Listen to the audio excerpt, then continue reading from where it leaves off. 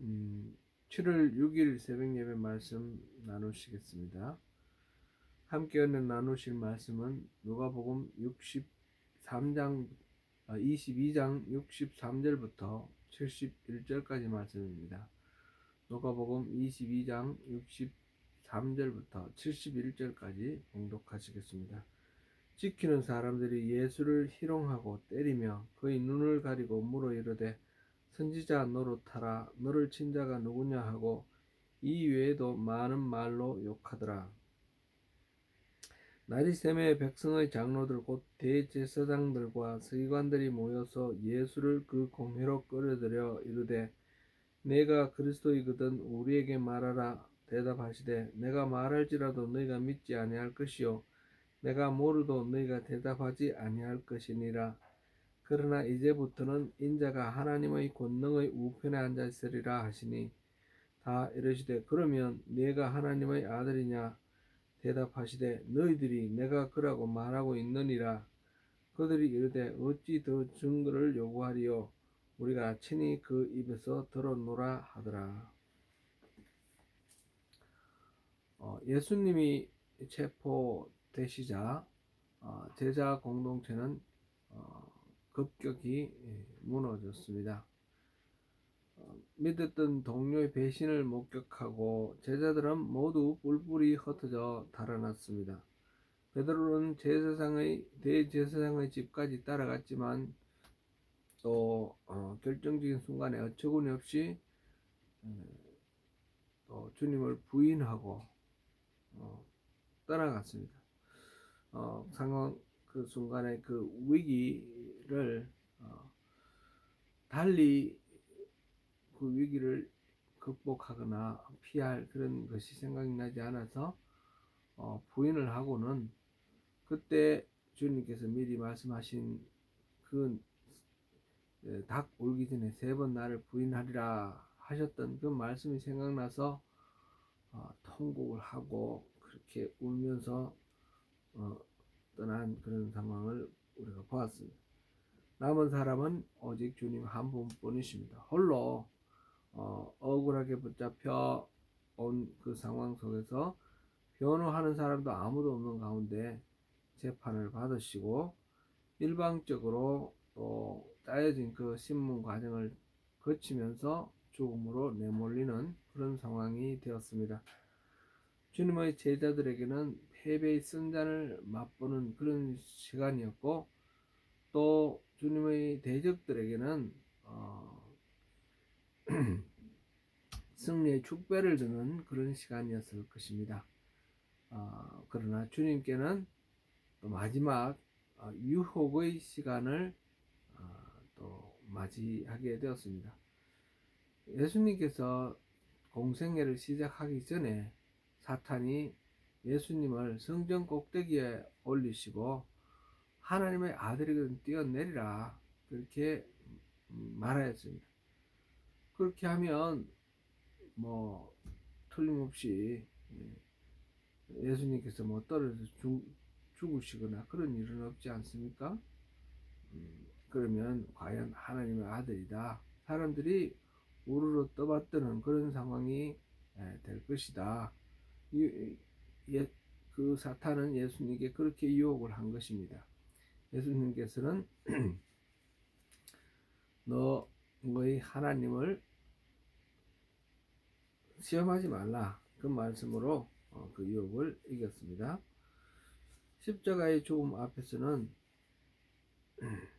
이제 쉽게 거절하기 어려운 그런 유혹이 있습니다.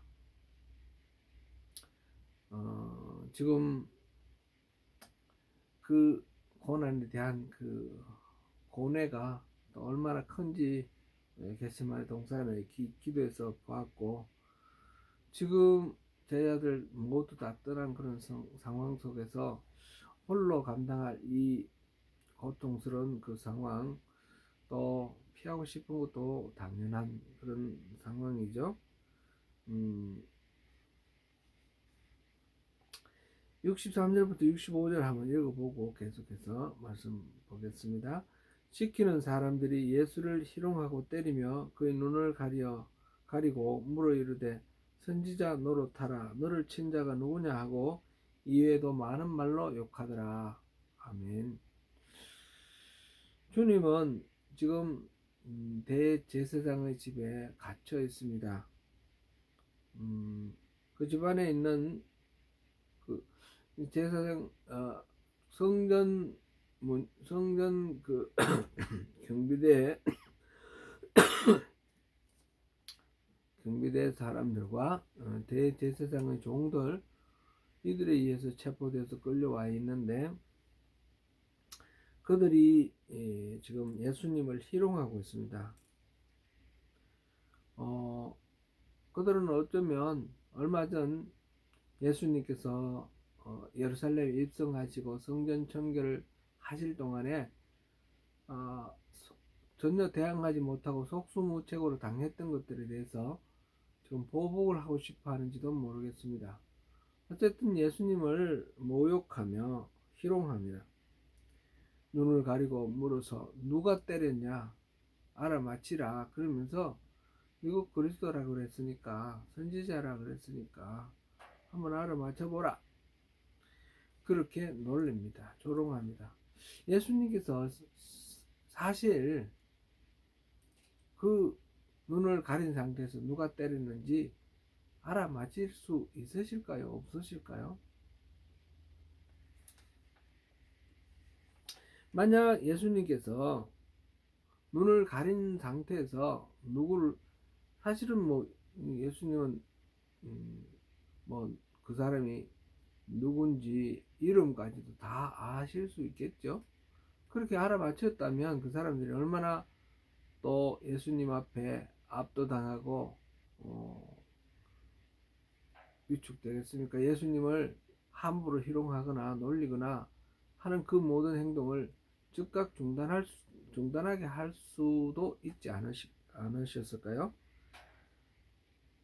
자신의 메시아됨을 이적을 통해서 또 보여주실 수 있는 그런 순간이기도 합니다. 이것이 참 예수님께는 마지막으로 또 유혹으로 그렇게 할 수도 있다라는 그런 생각이 떠오를 수 있고 그런 강력한 유혹이 될 수 있었을 것입니다. 그러나 예수님께서는 그것을 참으셨습니다. 능력이 없어서 못 하시는 것이 아니라 다 하실 수 있지만 그것은 지금 예수님이 져야 할 그 고난의 그 길, 주님께서 하나님께서 예배하시고 이끌어 가시는 그 길에 충성스럽게 감당하는 그런 자세가 아니기 때문에 예수님께서는 그런 유혹을 물리치시고 하나님께서 이끌으시는 길로 묵묵히 그 고난을 당하면서 수치와 모든 모욕을 무릅쓰면서 순종하고 따라나가는 것입니다. 이것이 바로 충성이죠. 예수님은 상황에 따라서 얼마든지 자기 생각대로 또 약속을 저버리고 하는 그런 제자들과는 차원이 다르신 것이죠.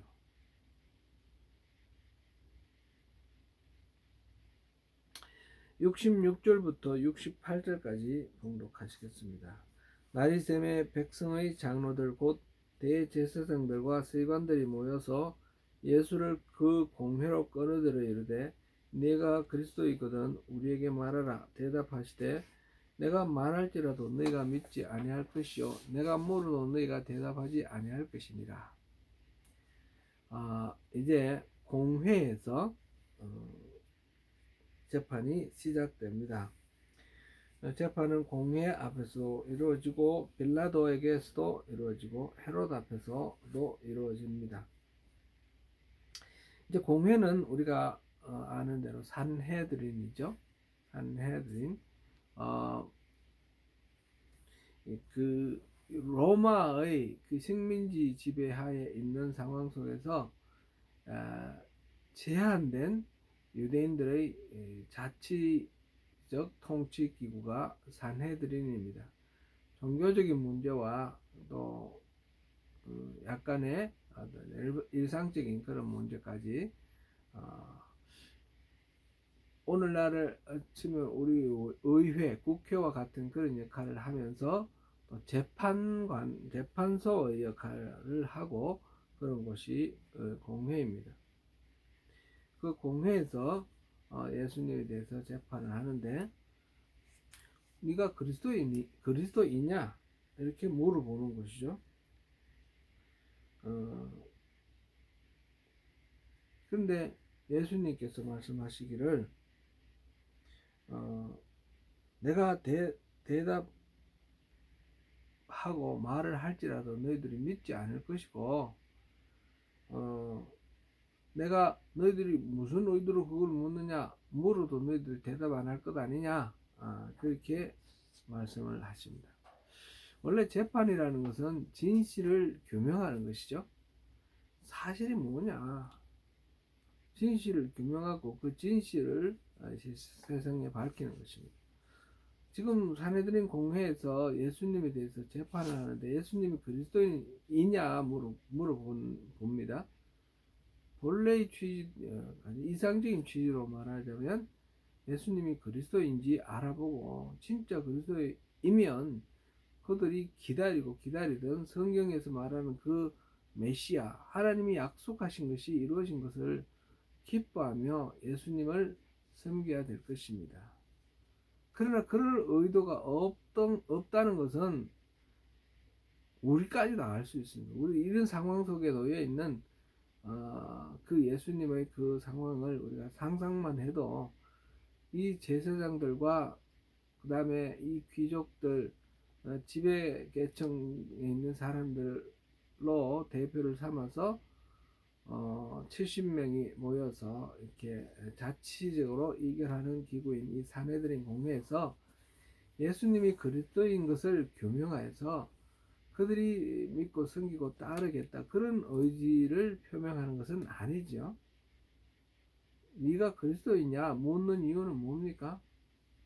그렇게 해서 죄를 확정하려고 하는 것입니다. 진실을 알려고 하는 것이 아니라 그들이 원하는 대로 예수님을 죄인으로 결정하기 위해서 증거를 이제 얻고자 예수님께 자백하라 그런 뜻이죠. 그러니까 예수님께서 지금 말씀하시는 너희들 진실을 알기 위해서 나에게 묻는 거 아니지 않느냐 그런 것을 이제 말씀을 하십니다. 그리고 그 질문의 의도가 과연 그런지 예수님께서 물어본다고 하셔도 물어보신다 하여도 그들이 대답하지 않을 것은 뻔한 내용이죠. 그들이 감춰진 의도, 진실을 알고자 물어보는 물음이 아니라 자기들이 생각하는 죄를 덮어 씌우고자 증거를 요구하는 그런 것이기 때문에 그런 식으로 대답해주고 싶지는 않다라고 말씀을 하십니다. 그러나 다음 절에서 예수님께서 그렇다고 해서 계속해서 부인하고 가시는 것은 아닙니다. 다음 절에서 주님의 방식으로 대답하시는 장면이 나옵니다. 69절부터 71절입니다. 그러나 이제부터는 인자가 하나님의 권능의 우편에 앉아 있으리라 하시니 다 이르되 그러면 내가 하나님의 아들이냐 대답하시되 너희들이 내가 그라고 말하고 있느니라. 그들이 이르되 어찌 더 증거를 요구하리요 우리가 친히 그 입에서 들었노라 하더라. 예수님께서는 그렇다고 해서 굳이 자신이 메시아이고 그리스도시고 하나님의 아들이신 것을 부인을 할 이유는 없지 않습니까? 그럴 것은 아니시라는 것이죠. 다만 질문하는 사람이 진실을 알고자 하는 게 아니다라는 그 숨은 의도를 드러내시기 위해서 앞서 하신 말씀을 하셨고 그러나 진실은 이거다 라고 말씀하시는 것이 지금의 말씀입니다. 그러면서 하시는 말씀이 이제부터는 인자가 하나님의 그 권능의 우편에 앉아 계신다. 그 말을 듣고 이제 그 사람들이 다시 묻습니다. 그러면 네가 하나님의 아들이냐? 그렇게 추궁을 합니다. 예수님께서는 너희들이 그렇게 말하고 있네. 이런 식으로 대답을 하십니다. 주님은 진짜 메시아십니다. 십자가의 죽음으로도 주님을 막을 수는 없습니다. 주님은 사흘 만에 부활하시고 승천하셔서 다시 재림하실 때까지 하나님의 권능의 그 보좌 우편에 앉아 계십니다. 공회의원들이 묻는 그 질문에 주님은 바로 그렇게 대답을 하셨습니다. 그들이 짜놓은 방식대로 그들이 원하는 대로 대답을 하지 않았습니다. 그러나 그들이 확보하고자 하는 정언을 확보했다라고 생각을 합니다. 그리고는 예수님께 죽음을 선포하는 것입니다. 어찌 더 증거를 요구하리요? 우리가 친히 그 입에서 들어노라. 그런 식으로 이제 결론을 내리는 것이죠. 예수님의 답변을 자기들 편한 방식에 따라서 예수님께서 그렇게 긍정했다라고 해석을 하고 이제 다른 증거가 필요 없다 하면서 유죄 선고를 내리는 것입니다.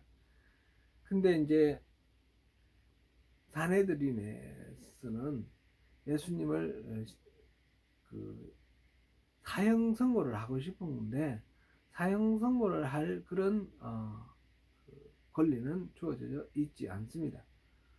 로마 당국이 식민지 자율 통치를 위해서 사내들인을 만들었지만 사형에 해당되는 것은 그들이 마음대로 정할 수가 없습니다.